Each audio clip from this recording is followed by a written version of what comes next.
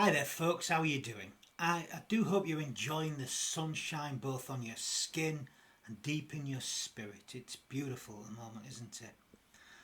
I'm the Reverend Danny Crosby, Unitarian minister serving congregations in Altrincham and in Urmston in the northwest of England. And I'm offering today this devotion as a balm for the heart, the mind, the spirit and the soul. It is titled Offering Solace to Receive Comfort. So I invite us to still ourselves together now. Let's invite her loving presence to be here amongst us and to awaken from deep, deep within us all. I have lit the flame of freedom in this cup of belonging, acceptance and love. We join together though physically separate, united in our devotion to life and to love. Help us to sing for joy, like the birds each morning sing their faith in being alive and being here. May we know the deep connections that sustain us, the roots that hold and nurture us beneath the surface of our lives. May we be unafraid to explore the depths of being, the many layers of life. May we remember that we are deeply connected in heart, in mind, in spirit and in soul. May we be open to all that this day brings, to all that life offers, and may we offer our all to life. May our being become a vessel this day and in all the days to come. Amen.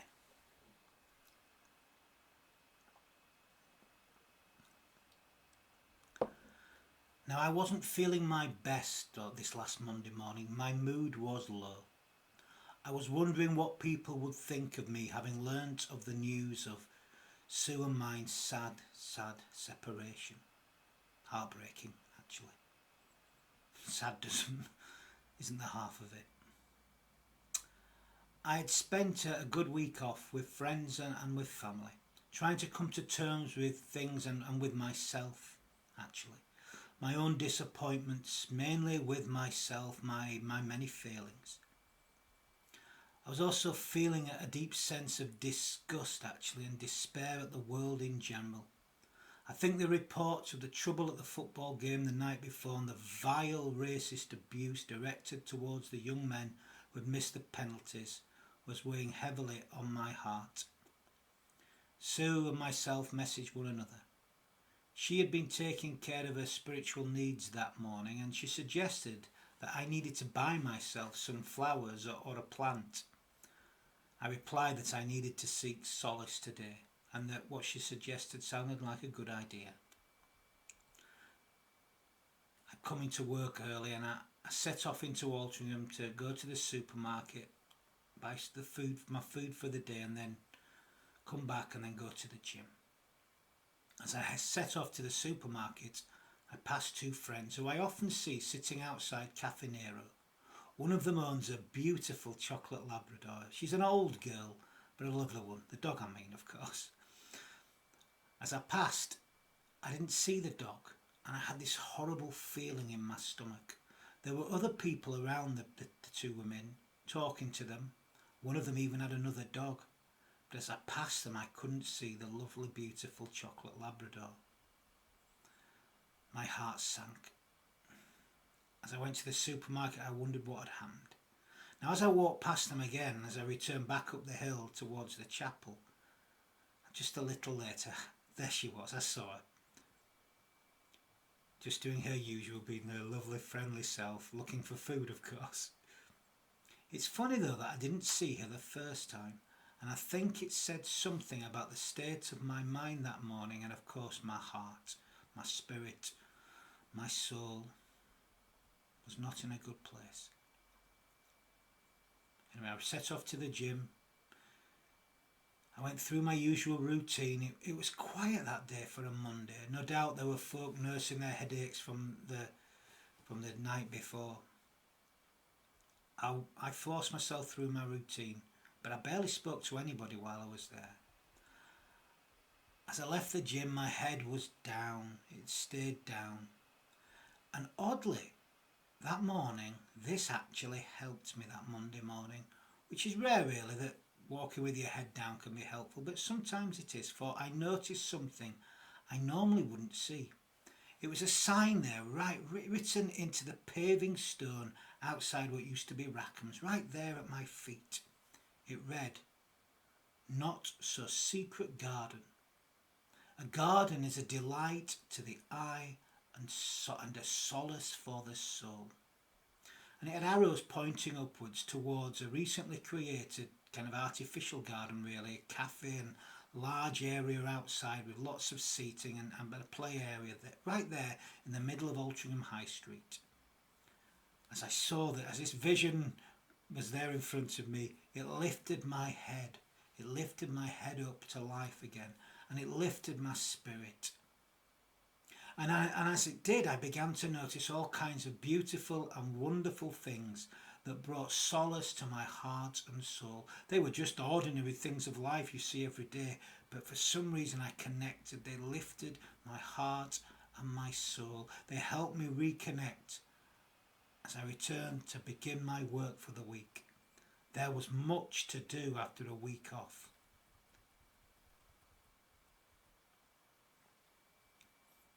And I sat there, solace was on my mind. How important it is to discover in times of trouble and in times of struggle. We all need help at times, both visible help and of course invisible help.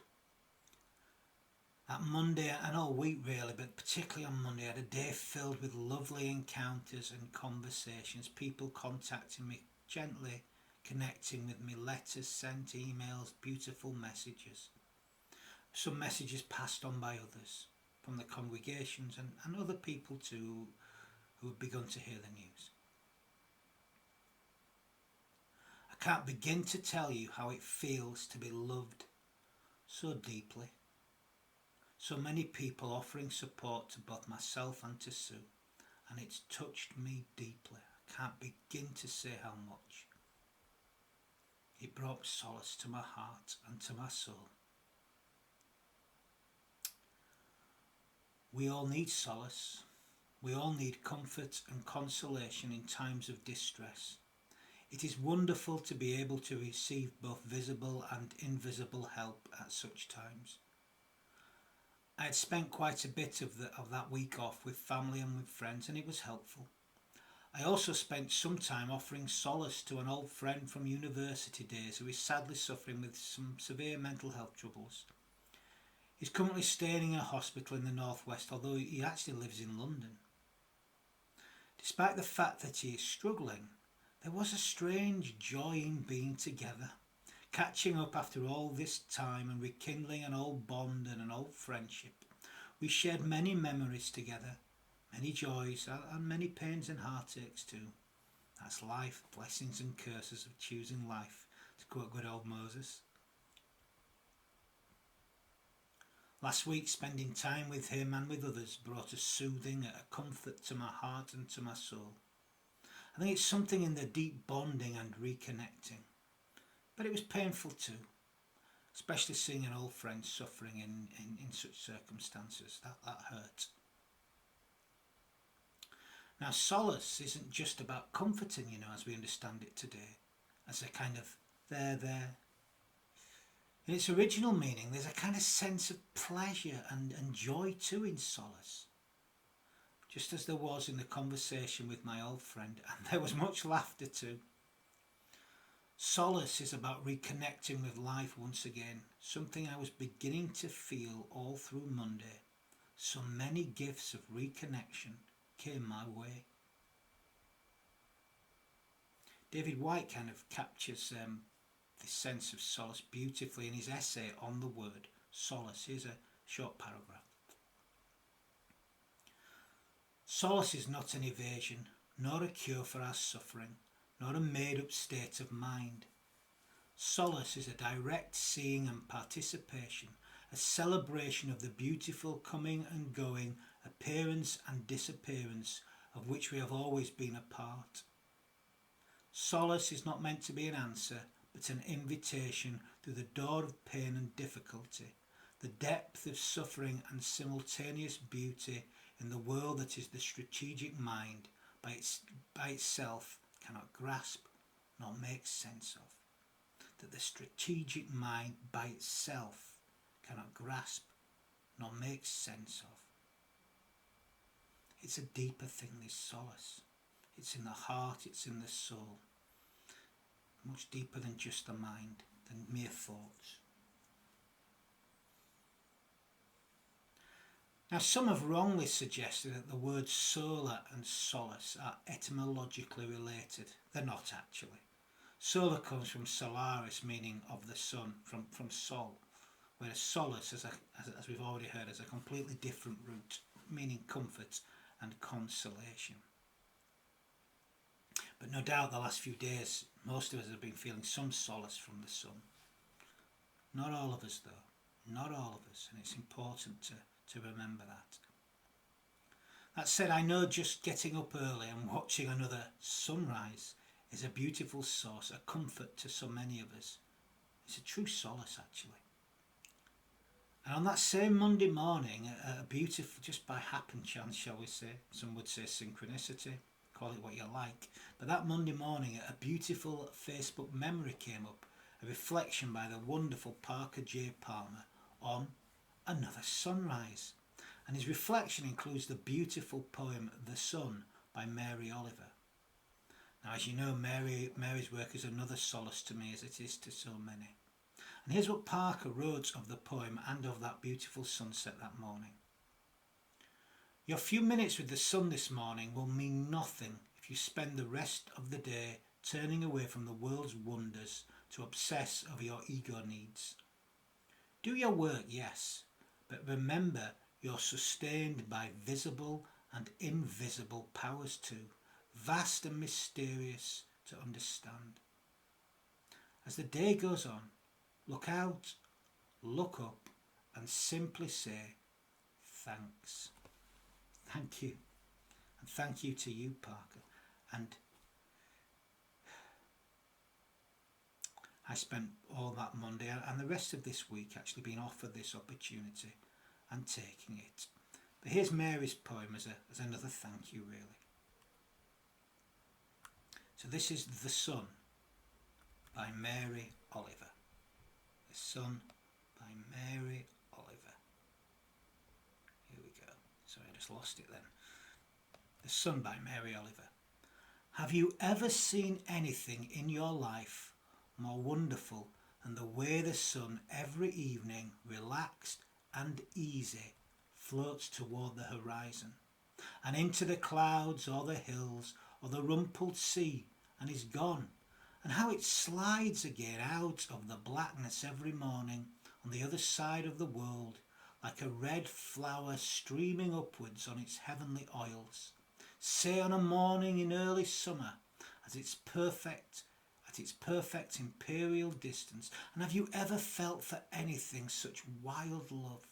Do you think there is anywhere in any language a word billowing enough for the pleasure that fills you as the sun reaches out, as it warms you, as you stand there empty-handed? Or have you too turned from this world? Or have you too gone crazy for power?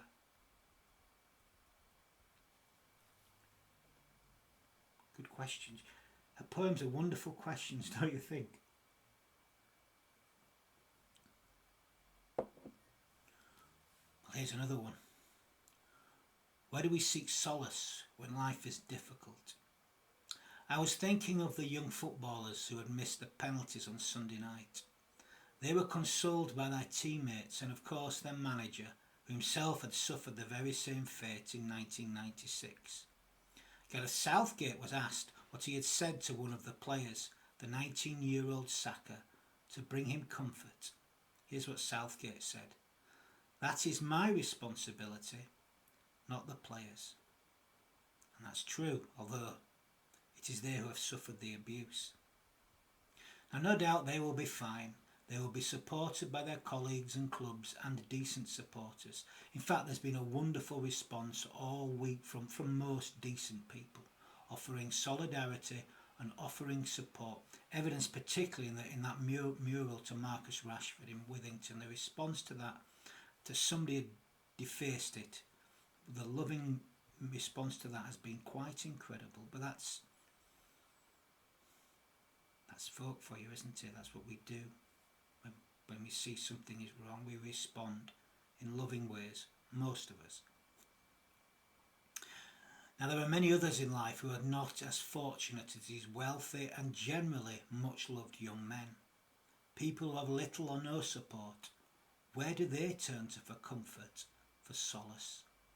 There is much suffering around us, whether it's on a material, a mental health or a spiritual level. I was out the other Saturday with friends celebrating something. But as we were sat there eating and celebrating, I noticed some destitute folk right in the middle of the road in Rusholme, stopping cars right there in the middle of the road, begging for money. We have a growing homelessness problem in this country and a mental health epidemic that will hit us hard in the next months, particularly amongst the young, but amongst so many.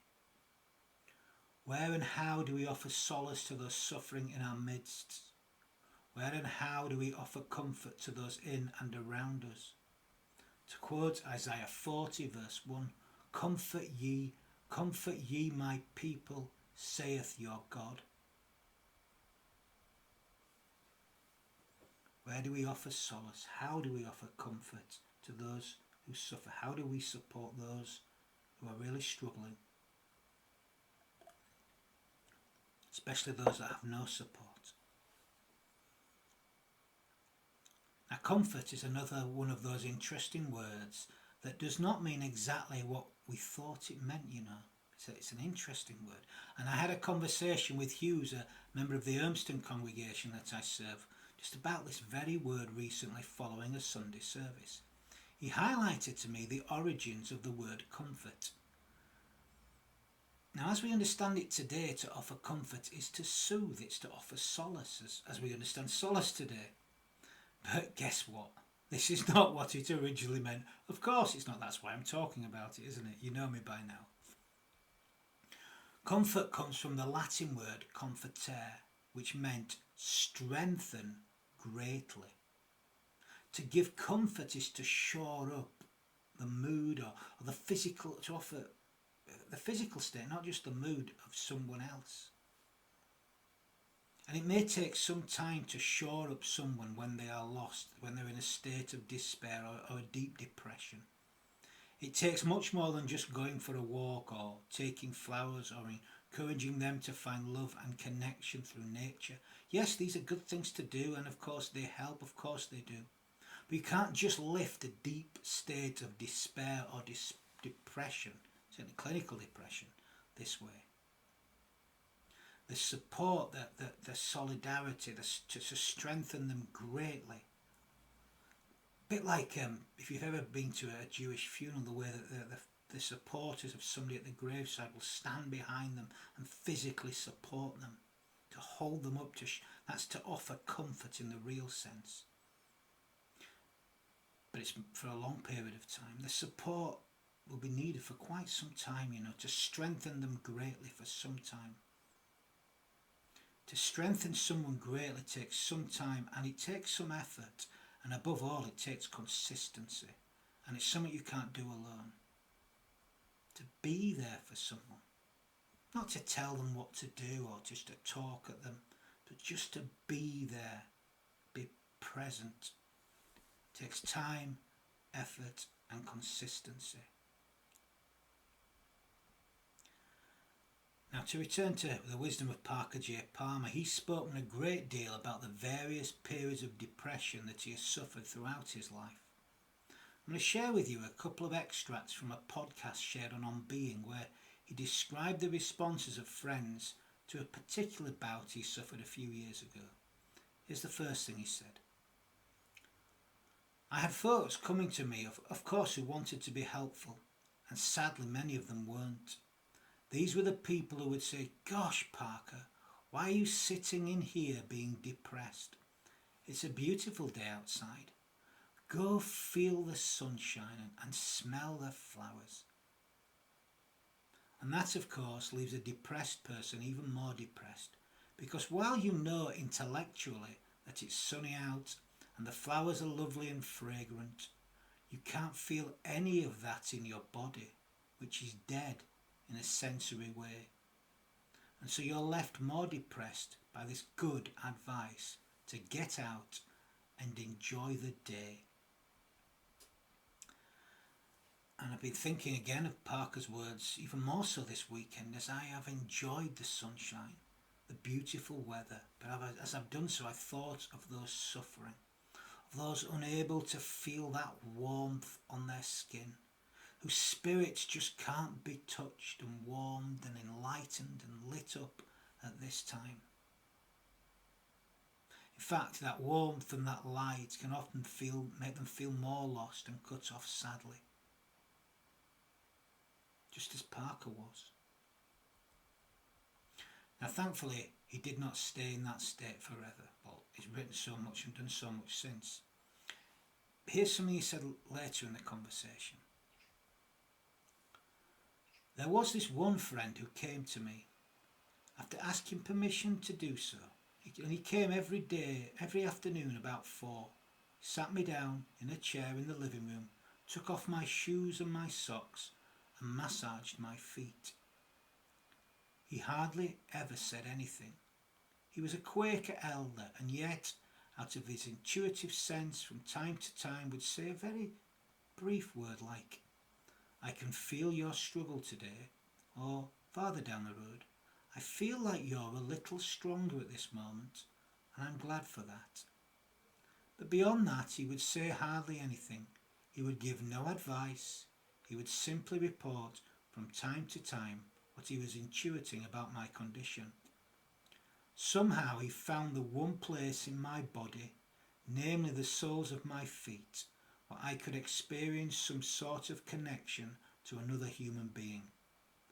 And the act of massaging just in a way that I really don't have words for, kept me connected with the human race.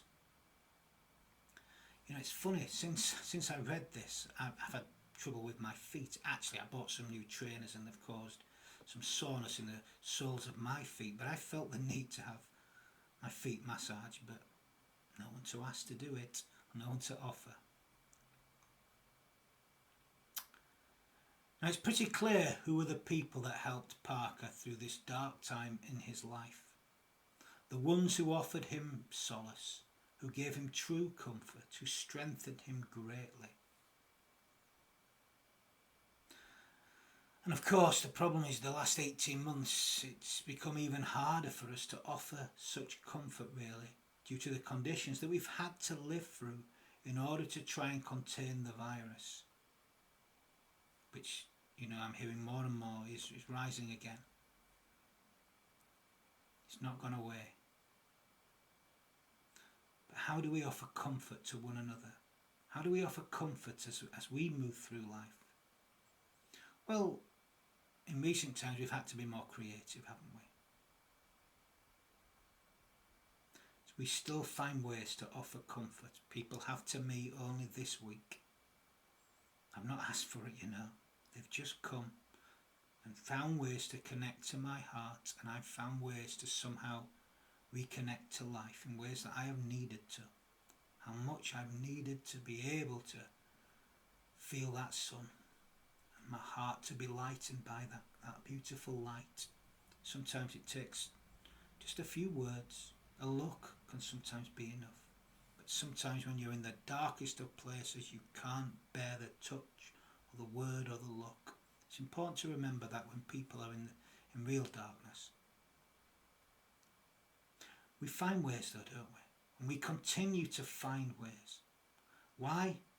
Because we are resilient, and of course, as I've discovered throughout my life, love does win out. There are gifts, there is solace, there is comfort all around us.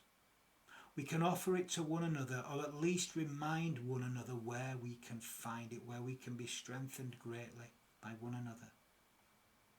And you know what? I got those flowers that were suggested. By the end of Monday they came, but they were not bought from a supermarket or picked from a garden. No, not at all.